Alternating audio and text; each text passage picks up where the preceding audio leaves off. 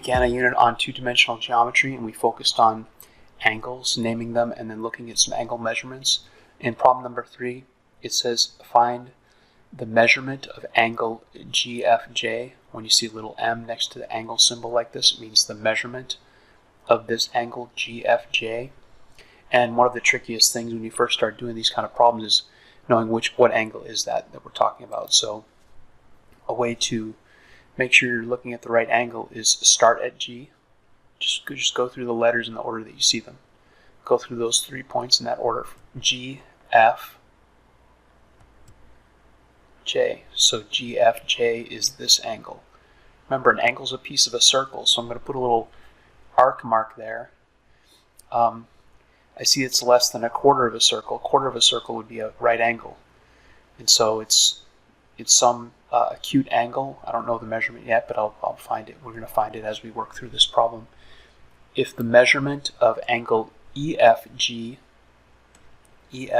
so EFG, so this angle, if that angle is 110 degrees, so you can put the angle measurement on the angle, that looks like a reasonable measurement for that angle because you can see it's obtuse, it's a little more than 90 degrees.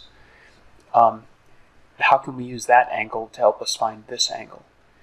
Well, the hint tells you a lot right there. You see that these two angles together, if you think of angles as a piece of a circle, since these angles are adjacent to each other, when you think of them together, how much of a circle are they taking up? They're taking up a complete half circle. If you go all the way from here all the way to here, it's a half circle, or 180 degrees. And so if this angle is 110 degrees, this angle must be 70 degrees. They need to add up to 180. Those are called supplementary angles. We're going to focus on that, I believe, tomorrow, if not some lesson very soon. So the measurement of angle GFJ is 70 degrees. And you should always place it on the angle and think about whether it's reasonable. As we said before, it's an acute angle, so we expect it to be less than 90. So 70 seems reasonable. I'm not going to do any of these problems on the back with you, but I just wanted you to see a couple examples so you know what we're looking for. You're asked to find some pictures either online or in a magazine, or if you don't have time to do that or you just want to draw them yourself, you can do that also. Showing one of each of the following. An acute angle. You see a student did an acute angle right here. They drew this angle, this part of this weird looking guitar. They saw that it was less than 90 degrees, and so they made a little arc mark and marked that angle as a 40 degree angle. So you find the angle, you label it, and then you estimate the measurement and show the measurement on the angle, just like is shown here. This person used a lightsaber as an example of a straight angle, and then their measurement is kind of hard to see, but their measurement is right here. A straight angle would be 180 degrees.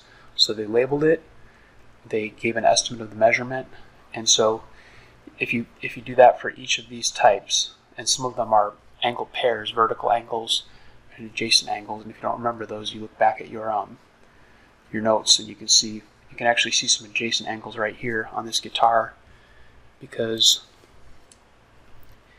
this